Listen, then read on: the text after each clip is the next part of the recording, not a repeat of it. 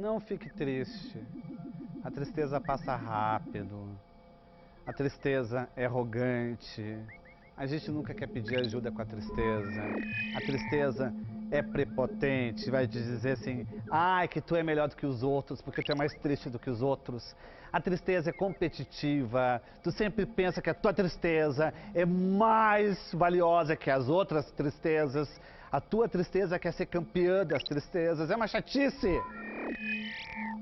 Seja alegre. Não bobo e palhaço. Não, sabe aquela palhaçada que tu faz para debochar? Não. Alegre. A graça. O riso é mais confessional do que o choro. O que o constrangimento revela? Máquina. O constrangimento é quando somos finalmente sinceros e todas as máscaras venezianas caem por terra. Bem-vindo à máquina!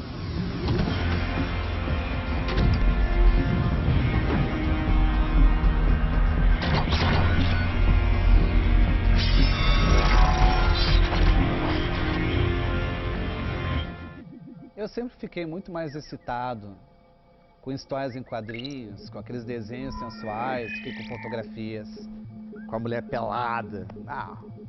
Gostava daquele desenho, a sensualidade, o movimento, o preto e branco, muito mais erótico.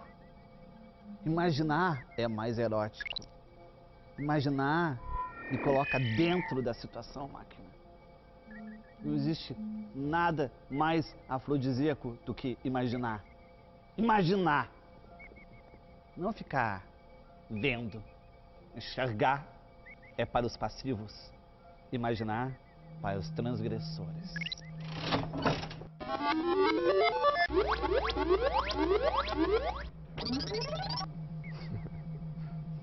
Lourenço Mutarelli, vocês não poderiam ter pego ele não. Ele vai me assustar. O ícone das histórias em quadrinhos, desenhista de mão cheia, desenhista de mão vazia, um escritor sensacional, autor cheio do ralo, natimorto. Acho que ele faz uma literatura sombria, fantástica, a literatura do pânico, a literatura da incomunicabilidade. Tu sente isso, Lourenço Mutarelli, que muitos falam que tu é estranho, que a tua literatura é estranha. Mas será que a tua literatura não é realista porque as pessoas nunca estiveram tão estranhas? Eu acho que sim. Eu acho que no começo meu trabalho era mais estranho. Hoje eu acho que ele não é tão estranho, né? Acho que todo mundo está muito estranho. Mas eu acho que é uma literatura do pânico mesmo que eu não queira.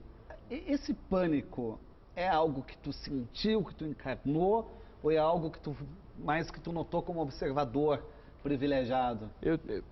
Eu bebo muito na minha infância, nas minhas primeiras impressões, e as minhas primeiras impressões foram muito sombrias, assim, tudo era muito ameaçador.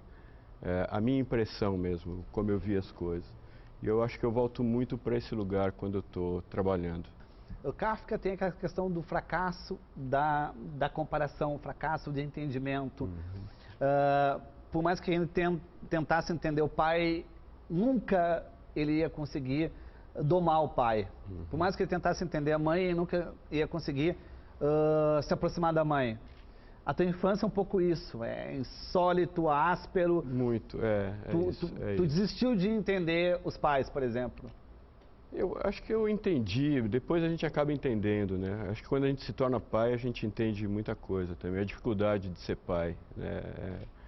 Mas era isso, uma sensação de abandono mesmo e de perplexidade com tudo. Qual é a dificuldade de ser pai que tu está falando? É porque você repete algumas coisas. Que tu está chateado de repetir? Você fala, por que você está descalço? Eu sempre falo isso. Eu sempre falo isso e depois eu falo, por que eu estou falando isso? E falo sempre. Várias coisas, assim.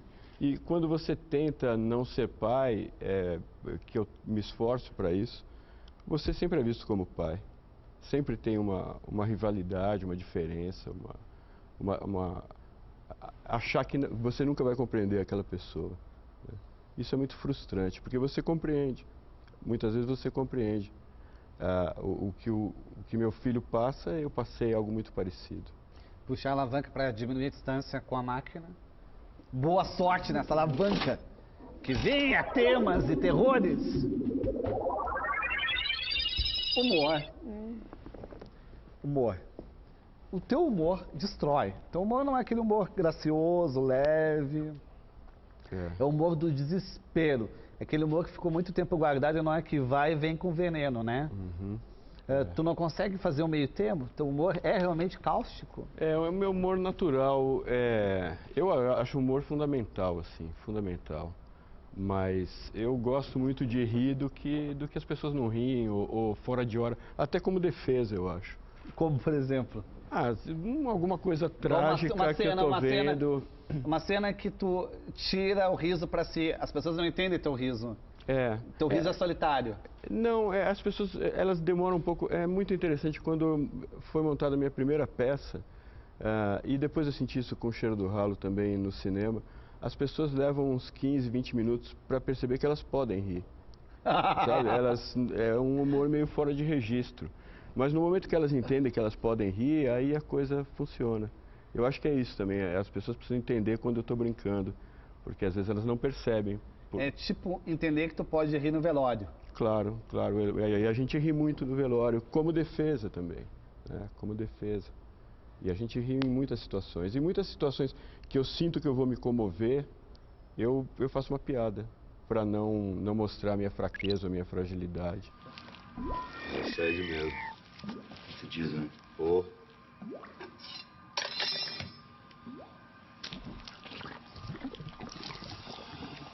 Tá tudo embostado, doutor. Vai ter que quebrar tudo, é o sifão. Sifão, o que é isso? Sifão. Sifão. Sifão. Enfim, vai ter que quebrar tudo? Vai ter que quebrar tudo. Custa quanto isso aí? Uns 300, 350. Vai merda. Que isso, doutor? Calma, me respeita. Esse preço eu fico com cheiro. Então fica com cheiro, que isso aqui é só mão de obra. O material não tá incluído, não. Acabou o assunto entre a gente. Pega suas tralhas e se manda. Meteu a mão aí que nem um viadinho, nem viu direito.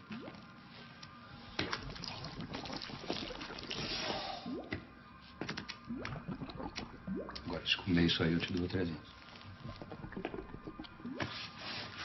Tu saiu, por exemplo, do estúdio do Maurício de Souza, né?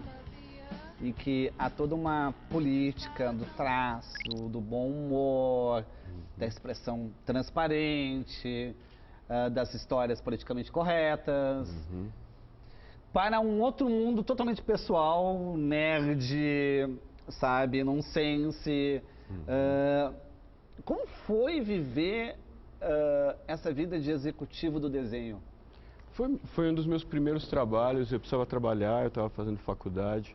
Eu não tinha nenhuma ligação com a turma da Mônica, eu fui ter depois, quando meu filho era pequeno. E eu trabalhava na parte de animação, né, de cinema. Você pegou os anos 80, é isso? 80, 83, por aí. E era um trabalho. Era difícil me adequar, o meu traço é muito diferente do traço dele. Mas na animação tem um lema, passa rápido, ninguém vê, então as pessoas acabam não percebendo isso. Mas teve uma coisa no Maurício que é muito responsável pela minha trajetória. O quê? Ele tinha uma gibiteca para os funcionários, né? E eu conhecia muito quadrinho, mas o quadrinho mais clássico, porque meu pai tinha muito disso. E lá eu conheci o quadrinho contemporâneo, e foi isso que me fez querer fazer quadrinhos. Ter contato com Druillet, com Munhoz, com alguns caras que eu não conhecia, com Richard Corben, muitas coisas eu conheci lá. E isso foi muito transformador para mim. E atenção! Acabamos de receber a notícia de que um pequeno tremor de terra está atingindo nossa cidade. As autoridades informam que está tudo sob controle. E não há motivo para pânico! E aqui termina a edição de hoje do Jornal da Mônica. Do Jornal da Mônica. Não percam para, Jotalhão! Tu vai mais longe na imaginação pela literatura ou pelo desenho? Pela literatura. A literatura, Mesmo vindo depois, porque veio depois a literatura. veio depois, mas acho que sempre é a nossa tentativa nós somos quase ilusionistas, né? O que a gente faz é tentar simular a realidade e a palavra consegue evocar um mundo muito mais próximo da realidade. O desenho já é um filtro, né? Isso que você falou na abertura do programa é muito interessante. Você precisa da imaginação, mas por outro lado, às vezes, o desenho já te entrega muito, já te mostra como é aquele mundo. Então, eu acho que eu vou muito mais longe escrevendo. Tu é seduzido pela oralidade? Muito, muito. Principalmente pela música, pela cadência. Tu lê alto tudo que tu escreve, tu pede pra alguém ler? Porque mesmo, tu é ator, tu gosta da cena. Eu sou não ator, eu era um espião infiltrado, né? Muito mais bonito, né? Um espião em cena do que um ator é muito mais bonito. Era uma experiência que eu estava vivendo porque eu estava escrevendo minha primeira peça e me convidaram para atuar. Eu achei que seria ótimo vivenciar o outro lado. Mas eu preciso disso, eu preciso ouvir meu texto, mais do que ouvir alguém lendo. Que é uma coisa, eu adoro, por exemplo, ouvir o Marcelino lendo, Marcelino Freire. Eu falo que ele tinha que escrever em partitura. Porque o texto dele você lê é incrível, mas quando você ouve ele dando o ritmo do texto dele, é muito incrível. Ele é um rapper. Ele é um Ele rapper. tem essa... A metáfora só funciona pela melodia. Então eu gosto de ler o meu texto, não leio bem o meu texto, mas murmuro o meu texto para mim para sentir essa cadência, que isso para mim é muito importante. Eu já te ouvi lendo, tu parece uma torneira pingando. É aflitivo. Eu devo ler mal. Eu não gosto de ler.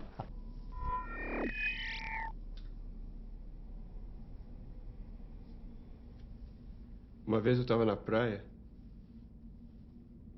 e vi um menino construindo um castelo de areia.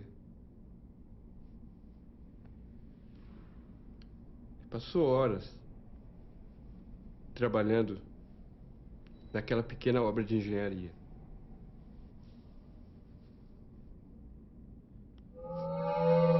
Que foi, máquina?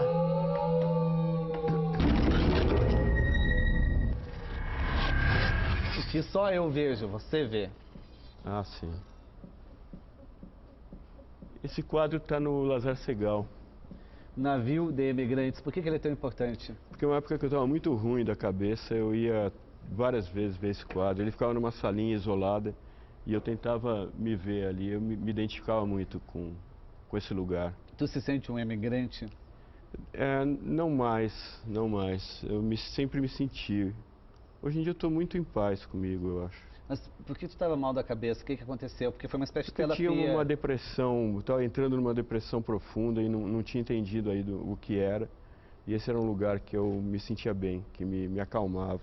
E a tua depressão, de uma certa forma, tu desvalorizou ela, subestimou ela? Não, ela me derrubou depois. Eu achei que eu estava... Depois ela me derrubou. Mas aí passou. Aí tomou medicação?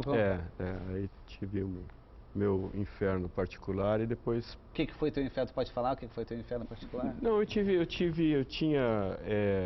tive síndrome de pânico com uma média de 15 ataques por dia, numa época que não era diagnosticado ainda, a gente não sabia o que era, e tinha essa depressão profunda. Eu passei 3 meses deitado em posição fetal na sala da casa, assim, 3 meses. E eu só comia gelatina e caqui, coisas que descessem rápido, porque eu tinha um sufoco na garganta. E eu fiquei trabalhando nessa época, eu fui construindo Transubstanciação, que é meu primeiro álbum. Eu escrevi mentalmente aí, e quando eu fui melhorando, eu comecei a desenhar essa história. Os desenhos te acalmam? Os desenhos me acalmam muito. O desenho foi minha terapia, sem dúvida, sim. Muito tempo. O trabalho ajuda muito. Porque ele te concentra, é um foco. E você esquece de você entra tu deixa de escutar, não é que tu desenha, tu entra num outro mundo? Eu desenho muito com música, eu gosto muito de ouvir música. Música é a minha religião, então eu gosto muito de criar um ambiente para eu desenhar. Eu sei que o meu texto tá bom quando eu tô tão concentrado que quando alguém me chama, eu fico meio apavorado. Eu também. Eu tô num estado que hoje em dia eu acho que tem algo muito místico no que a gente faz. como tem no que as crianças fazem quando elas brincam, sabe? Tu acredita mesmo na literatura como algo realmente diferente, não como uma trajetória, uma carreira, mas como uma espécie de xamã. Talvez não seja nem a literatura, mas esse momento mental que você está quando você produz a literatura ou a tua arte ou o teu trabalho. Eu acho que tem Tu fica no outro estágio de consciência. Sem dúvida. Cada vez eu acredito mais nisso. Uau! Vamos puxar os joguinhos agora? Vamos. Vem? Você, vamos jogar? junto? Os dois juntos? Vamos? Vamos Já! lá. Ah, ganhei! Os caras disputam tudo, né? Aladim, eu sou o Aladim! 3 desejos, Mutarelli. Vamos ver quais são os desejos. Puxa, eu não tenho muito desejo, não. Tem 3? Eu Sim, posso não escolher? tem nenhum? Cara, não Me tenho. empresta, então. Não tenho mesmo, assim. Não tem 3 fantasias? Se tivesse o Aladim aqui, o que tu ia pedir? Puta vida, não sei mesmo, cara. Não... Tu não acredita? Então tem mais esperança, pelo jeito. Não, porque o desejo é muito eu me ligado à contento com esperança. pouco. As coisas que eu desejo eu alcanço muito facilmente. São coisas muito O que tu se banais. contenta com lápis, com... Um uísque, um papel, música. As coisas que eu tenho. Eu tenho muita coisa. As minhas coisas me suprem bastante. Tu não quer desejar muito mais? Não é nem querer, eu não desejo muito mais. Não é uma filosofia de vida para não ter decepção? Não, porque eu me contento muito com as minhas coisas. Eu aproveito muito as minhas coisas. Qual o melhor presente que tu recebeu na tua vida? Deve ter sido uma coisa mínima, pelo jeito. Minha vida... não, eu ganhei um presente incrível do Glauco Matoso. Ganhei a minha casa, meu apartamento. O maior presente que eu ganhei. O Glauco deu um apartamento? Deu. Tá que amigo, hein? Isso é um pai. É por aí. Tu tava precisando... Sei lá. É um cara... A gente se conhece há muito tempo. Isso era uma coisa que eu queria. Eu não tinha nem esperança de ter algo assim. E ganhei. Como foi? Eu fui parar no pronto-socorro. Eu fiquei tão... Tive um ataque cardíaco muito forte. Muito inesperado. Porque, na verdade, ele não gosta que um apartamento. Ele não gosta que eu fale. Eu morava de aluguel, eu alugava um apartamento dele por um terço do preço. E eu estava com um problema de infiltração do vizinho de cima que não resolvia. E aí eu falei, Glauco, você que vai ter que ver porque vai ter que ser o proprietário. Aí ele falou, então eu vou passar pro seu nome, aí você resolve. Que presente que tu poderia dar para ele em retribuição? Pro Glauco? Cara, uma vez eu dediquei um livro para ele muito antes disso, dizendo que eu ainda desenhava como se ele pudesse ver o meu desenho. Que eu ainda desenhava para ele. Eu não tenho muito...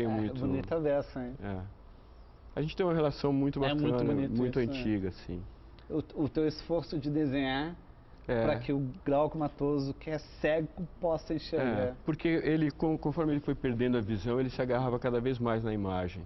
Então, quando eu tinha que usar uma lupa e olhava muito de perto, e ele acompanhava muito o meu trabalho e analisava muito o meu trabalho, né? Então, eu continuava... Eu sabia que eu ia ter um olhar exigente ali, então eu continuei como se ele pudesse ver.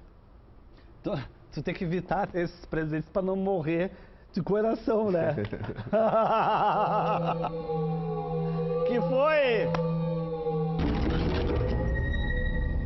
E não é que a gente começa a se emocionar, Mutarelli, se comover, se arrepiar, a máquina estraga prazer, totalmente estraga prazer, ela vem com o inimigo secreto.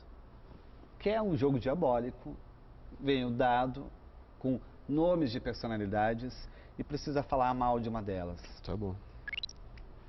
Boa sorte, bom inferno.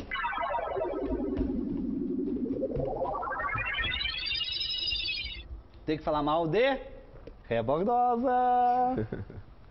Fale mal dela. Por que ela é tão desagradável? Poxa, não falar mal da Rebordosa. Tem que falar mal. é obrigatório, tipo um horário político obrigatório. Tem uma coisa que... A Rebordosa tem uma coisa que eu acho... Eu vou falar do Angelim um pouco antes de falar Tá. da Rebordosa. Tem que falar mal dele, então. Depois eu falo mal dele. Eu falo que eu falo mal do Angelim é que me incomodava muito que ele usava calça de couro. Eu achava meio ridículo isso, sabe? Sim, aquela... Calça preta, eu achava isso estranho. O selvagem da motocicleta. Ele tinha... Foi o primeiro até aquele aparelho que deixava a barba por fazer, sabe? Sim, mas quem usa calça de couro pensa que tem um... enorme, né? Não sei o que ele pensava, mas Ele pensa falando da que tem. Rebordosa, é demais a atitude dele de matar a personagem. Como autor, assim, é incrível. Para ele não ser escravo dela, eu acho muito admirável. Então, eu acho que ele fez bem matando, talvez isso seja uma forma de falar mal. É que o Angeli é uma pessoa que dá muito valor para a parte sexual das coisas. O Angeli é um cara muito fora da média. Para começar, ele só fez até o 4º ano primário. Nós fumávamos, mas drogas pesadas o Angeli já não usava mais. Mas o motivo dele ter matado a Rebordosa, certamente ele deve ter o que dizer sobre isso, ou não deve ter mais o que dizer. Tem essa coisa do pai matar o filho, do filho matar o pai, né? Que é uma coisa muito sugestiva na psicanálise, né? Então, Rebordosa, eu não gosto de mulher igual a Rebordosa. Me incomoda. Tem amigas assim. Não, mas tu não consegue falar mal das pessoas? Não, consigo. Mas tu não conseguiu falar mal dele, tá tudo muito politicamente correto. Mas não tenho muito... Tipo, tu tava falando da calça de couro, tu achou que a calça de couro é... Mas o Angeli sempre foi muito gentil, generoso com a gente, com a geração... De quem tu falaria mal? Falaria mal de outros, que não caiu aí. Não, mas... Falaria muito mal de um outro quadrinista. Por exemplo? Não vou falar. Vou falar. Tu tem algum amigo teu que se tornou inimigo e tu possa falar mal? Não, eu tenho poucos inimigos, mas tem um cara do meio assim que é um cara que eu não me desce. Não, do não meio? vou falar. Do meio, Do desenho? Que não me desce. Tu traz quem é? Por razões. Não, por razões éticas? Não, ele sabe, a gente já falou. Então fala mal, isso aí já conhece, é um inimigo folgado. Não, o Laerte é um cara que eu não engulo. O Laerte. Não porque ele se veste mulher, eu nunca engoli desde o começo. Não, antes. Tivemos problemas. Tu já não engole ele como homem. E é uma coisa que eu não supero, sabe? Tu não supera a raiva? Não é uma raiva, é uma... Um cara que eu não... É isso, um cara que não me diz nada, assim. Efetivamente, eu preciso entender. Tem gente que não sabe. O que ele te fez de mal? Puxa, sério mesmo? Não, ele era editor da Circo e eu queria muito publicar lá, era o meu começo, e eu levava história. E ele falava, pô, faz uma outra, essa não tá legal. Eu levava, ele falava, pô, outra tá mais legal. Você vai publicar? Não, faz outra. E ele ficou me enrolando nessa uns meses, até que eu percebi que ele tava só zoando de aí eu tirei um xerox de tudo, entreguei lá. E ele jogou num armário. E um ano depois o Fúrio Lonza achou e me ligou perguntando por que eu nunca levei meu trabalho lá para eles verem. E foi isso, eu achei muito pequeno. E isso era muito... você desanima muito, né? Você fala, pô, não tem jeito mesmo, o que eu faço é muito ruim, não tenho espaço. Isso é muito ruim pra... Tu tem que se agarrar em alguma coisa, né? E isso piora muito. Tu tem que se agarrar em alguma coisa e tu não tem nada, nem expectativa. Porque expectativa já é uma alegria, né, máquina? Como é possível criar boas histórias a partir dos fatos corriqueiros? A máquina está te perguntando. Ele já está assumindo o papel de entrevistadora. Puxa, o corriqueiro é incrível, né? Eu estou escrevendo uma peça agora que ela é feita só de frases muito corriqueiras. O que é interessante é você mudar um pouco da atmosfera, manter o corriqueiro e ir mudando um pouco a lente que enfoca isso. O suspense do banal é algo maravilhoso. Tu ficar olhando a mesma cena para descobrir um milagre. E de repente nunca vai acontecer um milagre. E o fracasso do milagre também é um milagre. É a esperança. Né? Porque fracassou. Ou seja, ele vai ter que se contentar com aquela vida banal mesmo. Não vai ter nenhuma revolução. E isso é muito bonito nessa pequeneza do dia a dia, né? E eu gosto muito do cotidiano, de partir do cotidiano e de subverter alguma coisa. E de ficar olhando coisas ridículas, como um menino tomando sorvete, um casal de namorados numa praça do shopping. Tu fica olhando essas cenas? Muito. Eu estou muito inserido nisso.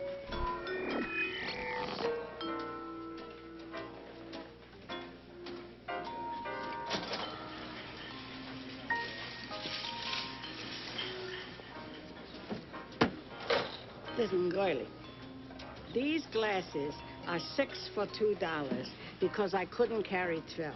But I wanted 12. So today I'm buying 6 more. But you should only charge me $1.50 for them. It's all right. You can ask the manager. Frank, I need a price check. Man, old Jewish ladies will argue forever with a cashier about anything. These You glasses... get behind them in line, and you're gonna wait Os três forever. personagens são obcecados, São. né? Cheio do ralo, é uma obsessão só. É. A flor da obsessão de Nelson Rodrigues, que dizia que precisava ter obsessão, tu acredita que isso é temperamento, que isso faz um homem, um artista? Eu acho que a obsessão é importante. Eu acho que não é só isso. Acho que qualquer distúrbio faz, né? A obsessão é um deles. Mas acho que a gente é movido a algum tipo de distúrbio. Assim. Ou tu tenta curar o distúrbio, ou tenta se especializar nele.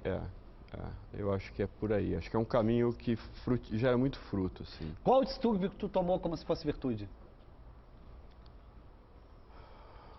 Eu acho que a própria obsessão de preencher o vazio desenhando, sabe? Isso Tu quer ocupar o espaço. Hoje menos, quer dizer. Não. De uma forma diferente, não menos. Não, tu quer ocupar espaço. Não, eu ocupo muito espaço. Eu vi uma vez o Wally Salomão falando que é isso, o barroco é a tentativa de revestir o vazio, né? De você... Que paradoxo. Um homem magrinho desses é barroco. Que coisa! Aí, ó. Máquina se desligando. Acabou. O que é intenso dura para sempre. Não é breve, é intenso. Sem dúvida. Qual o teu recado final? Vamos em frente. Sem olhar para trás? Olhando pouco. Era bom usar um retrovisor. Para frente com o retrovisor. Segue a receita de Mutarelli.